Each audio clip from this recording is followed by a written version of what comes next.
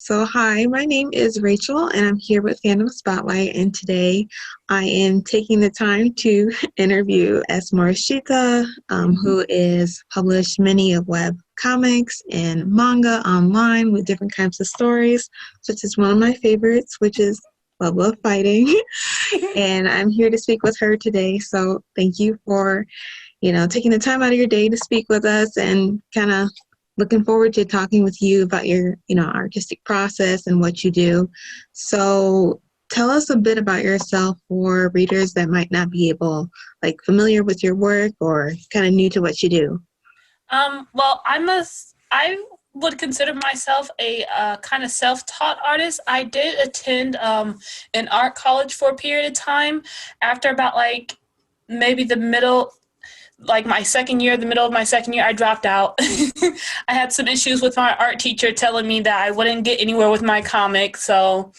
And what they were teaching wasn't kind of in line with where I wanted to go. And a lot of the stuff that they were teaching, I kind of already knew from back in the day when I was messing around with coding and Photoshop and whatnot. So I felt it was better for me just to kind of go on my own route and try publishing this comic journey on my own. So I have three kids, so I juggle self-publishing my comics and publishing on my platform, as well as being a mom of three and taking care of a family. So, and what else about me? I'm an introvert, so I get very anxious with social interactions. I'm very social norms go over my head. So I use comics to help me kind of connect with people because I struggle in all the other fields. But yeah, that's who I am. So how do you make time to create and draw? Or do you have a set time each day? Do you build it into your calendar, or is it kind of a day-by-day basis kind of thing? I try to have a mix of both, a set and also I kind of take it day by day. So I'm not ingrained that I must do this or else my whole day's ruined. I try to at least sneak in 10 minutes. I'm if I can at least get 10 minutes of drawing on this comic page, then that's 10 minutes more than I would have had before. And usually taking those initial 10 minutes helps me to keep drawing afterwards, because sometimes the hard part for me is starting, because I get so overwhelmed because I have a whole story I have to create. And it's how am I going to tell this whole story? I can't. There's so much information coming in my head. So it's let's just take 10 minutes so we can just cut off a little bit of that information and we just focus on just 10 minutes and just draw. So usually my schedule will look like I take the kids to school, I come back home. I try to have a mixture of both creative work and marketing work mixed in between. So I'll work on my rough draft. I'll try to get at least 3 or 4 dialogue lines written down. And then I'll move on to the next part, which will be the inking. I'll ink in 1 comic page. And then the next part should be rough drafting in the next page. So turning the dialogue into actual rough draft. And then after that, I will typically move on to my blog work or my YouTube work. And then I try to post on social media, so the marketing portion, or I'll use Pinterest because I'm not good with the social media, or I'll use Pinterest and market my stuff that way. But it's kind of a hodgepodge of all those things mixed in within the day, and I'll do that randomly. But as long as I get all of that done at some point, it's 10 minutes, then I'm happy. No, that's a good to set time out of the day. So how long would you say it usually takes you create an episode of a webtoon versus creating working on 1 chapter of a manga, or do you have a certain way that you flow in your working process of creating manga? For Webtoon, I have it very similar to how I do my comic pages. Usually my Webtoons are about 30 or so panels, and for my comic pages, 1 page is about 5 panels. So 5, 10, I can do math, hold on. 5, 10, 15, 20, 25, 30. So 6 pages will be typically 1 Webtoon episode. I still format my comics or my Webtoons in a comic format so that I can print them in the book format. And then when I want to post it on Webtoon, I'll just move the panels. I'll put the panels vertically on the page. My process is very similar to how I do a comic page. It usually takes me, if I were to do from start to finish, the rough drafting, the inking, it would take me about 8 hours or so, sometimes 4 hours, depending on the background, just to do 5 panels or 1 comic page. But I'm at the stage now to where I'm not really interested in that grind, do a million panels all in 1 week, that makes me want to throw up. So instead, I go with like the flow of how I'm feeling. I'll just go slow and steady. And if I'm not feeling like I want to draw, I'm not going to draw. And then other days, it's like I want to bust out 3 comic pages all at once. So it's weird, but allowing myself to take breaks and just working, seeing it, still doing it in my normal comic format helps me to get that done. And that's kind of how my process is. It's still very similar to comic pages. So I would say out of like all the stuff that you've done so far, what is like your favorite story that you've written or worked on? Right now, Catch You Find Me Love Me is currently my favorite because of the character interaction and how lighthearted it is. And I wanted something that, because right now it changes during the periods of my life. But right now I need a lot of wholesomeness. So right now, Catch You Find Me Love Me is just filling up that tank. But back in the day, I had other comics that I really liked. I have those ones on hiatus, so those are kind of like in the back corner. But right now, Catch You Find Me Love Me is currently my favorite, which is just a retelling of Oriana and Jaquan's story, just differently. Yeah. Out of all the things that stood out, most importantly, like one of my favorites was Level of Fighting. I really liked that it was focused on a romance aspect, but it also really focused on self-love. And so I think, what are the themes that's important for you to convey in your audience and your stories that you're trying to get across? For Level of Fighting, I wanted to convey love in an uplifting kind of love, because when I was creating that story, I believe I just recently had my kids. I had twin boys, and then I had a little girl after that. So my body was changing physically, and I was struggling with a lot of stuff mentally. And I was also struggling with a lot of stuff with my own self-identity and my relationship with my dad. So I saw I was kind of like going on a downhill trajectory with my negative self-talk, and I wasn't really getting the kind of self-talk, positive talk that I wanted around me. So instead, I decided to create this comic where the character is kind of struggling through some of those things in a different way, and to try to talk that self-love into myself. About like my relationship with my dad, about my relationship with how I appeared, about my own beauty and self-worth, and about how my existence was more than what I could do for other people. That's kind of also what I wanted to show with Oriana, because her dad, they only had a relationship when she was giving him money, and she kind of felt like, is this all I amount to? You know, that's what also I was struggling with too. I wasn't giving my dad money, but just felt like I didn't have, with people around me, it felt like I didn't have much of an existence outside of what I did for them. And it's like, can I just mean something to you outside of just me doing this for you? Like, can I be more than just that? But that's what I wanted to push in the story. And I hope that other people kind of like felt uplifted when they read that, because I was trying to uplift myself because I was going through a lot.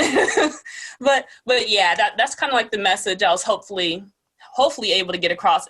Writing stories is hard. No, yeah, I really enjoyed that, because I liked how seeing her vulnerability in that story, and her like kind of working towards this goal of wanting to be better, not only for others, but kind of herself, opening herself up to more opportunities, and how she was kind of introverted, and it kind of was like, relatable to the audience, and how everybody's kind of going through their own self-discovery journeys in life. So it was just really nice to read that in a story, and it was uplifting too. I'm glad. I tried so hard. I know I still have a lot to learn with stories, but I'm glad to hear that. So I would say you often share a lot of insight on your website, and like I know you also have a book that goes the process of creating Webtoons. So what would be your top 3 tips to give to somebody who wants to create Webtoons? My top 3 tips, one would deal with like the mental aspect. The tip would be not to let a hurdle stop you from trying. So, for instance, say if you draw traditional comics, but you see everybody else drawing digital comics, don't let that hurdle stop you from still getting your comics up and online. You can still be a traditional artist and post your comics. You can still be a digital artist and want to jump into traditional comics. Like, don't let obstacles stop you. Like, keep going. Like, go. Like, not get past that, but just know that you can still do it. You can try. the opportunity is still there despite the obstacle in the way. Like that's the first like tip I want to give, like mentally. Keep going, even if there's an obstacle, keep trying. Don't give up on yourself so quickly. The number 2 tip that I would suggest is you don't have to buy high-end stuff to create what you see the industry level people creating. I start off with a copy paper and a mechanical pencil. I still use that stuff to this day.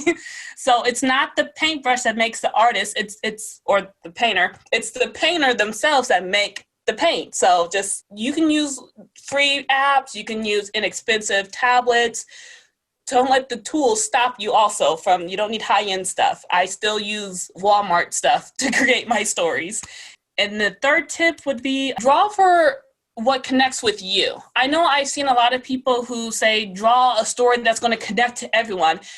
But how my mind works is like, I don't know what connects to everyone. I'm not them. So what I found, instead of saying draw what connects to everyone, I found that when I draw what connects deeply to me, that tends to connect with other people. So try to be true to who you are and draw what connects deeply to you, not what you might think other people might connect with. At least from my standpoint, I don't like to like give indefinites, never ever do this, but just from my standpoint, just it helps to draw what connects with you or resonates with you and like emotionally like makes you happy or sad or whatnot. So those are my 3 tips. So speaking off of like how you said you use like mechanical pencil and paper, like what are your like some of the tools that you use currently to create your webtoons that are like your favorites? My favorites right now, I do have my mechanical pencils in my copy paper because I like to fold them up and draw like the thumbnails on there. And my current favorite program is Clip Studio Paint. I've been using them since they were back before when they were like Manga Studio.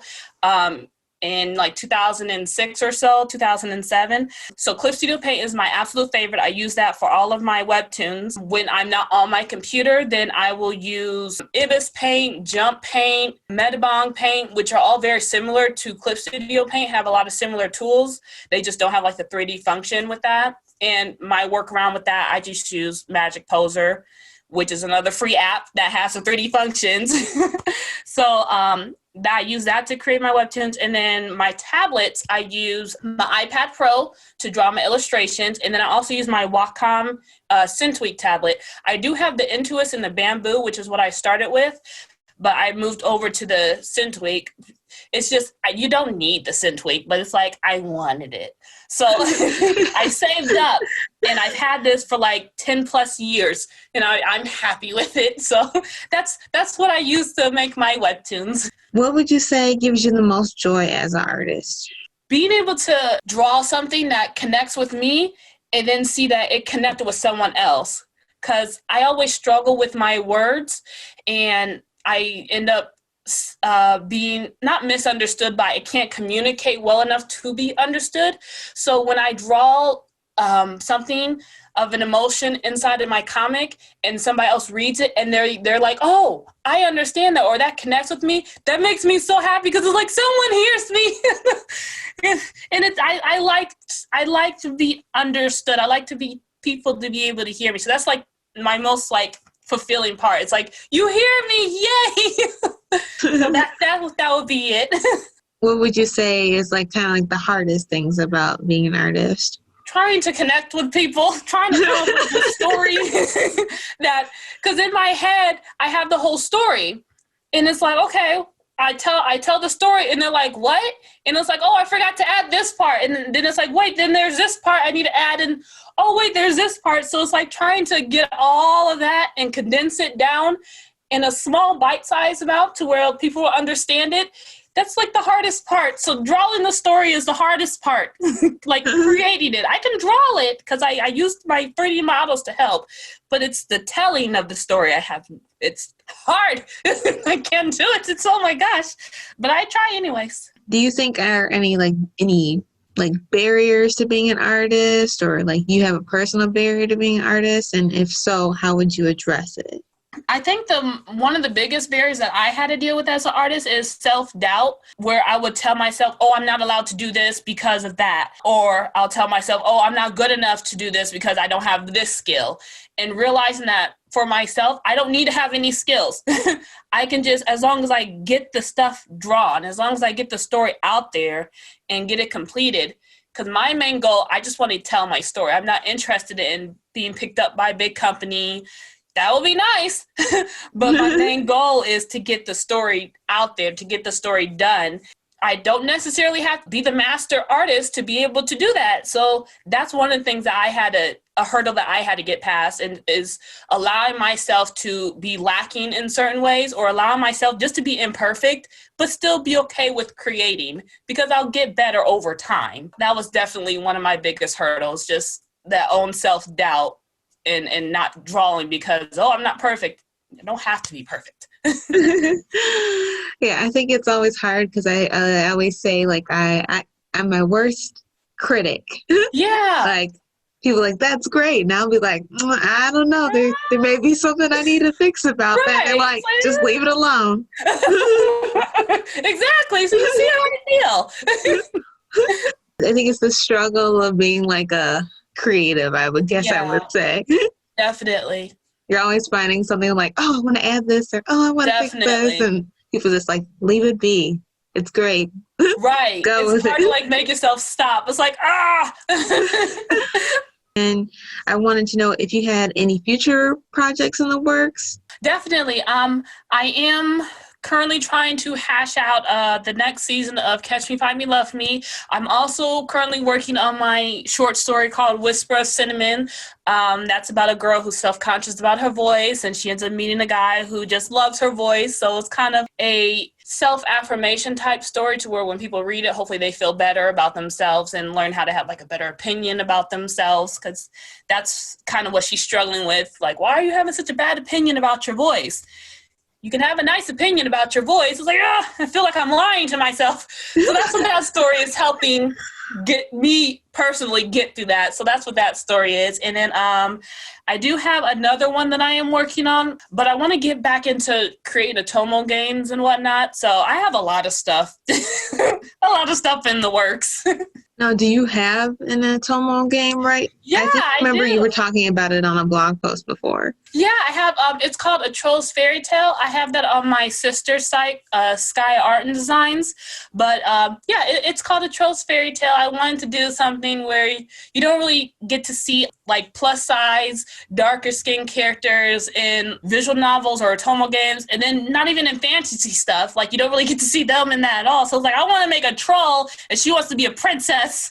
So it's kind of like that. She like wants a princess fairy tale love story. So that's what that story is about. I had to do it in like 30 days, and it was like, oh my God, but I did it. I think that's like one of the things that struck out to me about your work. And when I found your work, it was like, oh my God, I said, there's a Black girl on the cover of this manga. And I was like, I like reading manga for so long. And I mean, there are characters and stuff. You really don't see that too often. When it does, it just like, it's very striking, because it's like, it's nice to have that representation. Yeah. What are some of your favorite fandoms that you have? Well, one of my favorite mangas would have to be Classroom Assassination. That one, I like the message behind that one, where the kids are counted out and they're disregarded because they aren't smart enough or whatever compared to like other people. But the teacher still is like, you have your own gifts and talents. Like, I like stories like that. So I guess I kind of like those type of fandoms, or slice of life fandoms like Azumanga Daioh. I love it. That's one of my favorites. Yes, I love it. I'm like, that's what I kind of want to like expound on even more, is create like wholesome, fluffy, mindless, fun stuff like that. Because it's like, it's so recharging and refilling. But I guess that's another fandom that's also my favorite. I like wholesome stuff. I think that's all the questions I have for you today. But thank you so much for, giving me your time and letting me talk with you about your work. And I cannot wait to see what new stories that you come up with and what you're working on, and, the next season of your webtoon. And thank you. I'm excited. Hi, this is Aaron Ashmore, and you are watching Fandom Spotlight. Be sure to like, share, and subscribe like now. Oh, and have fun and follow your fandom.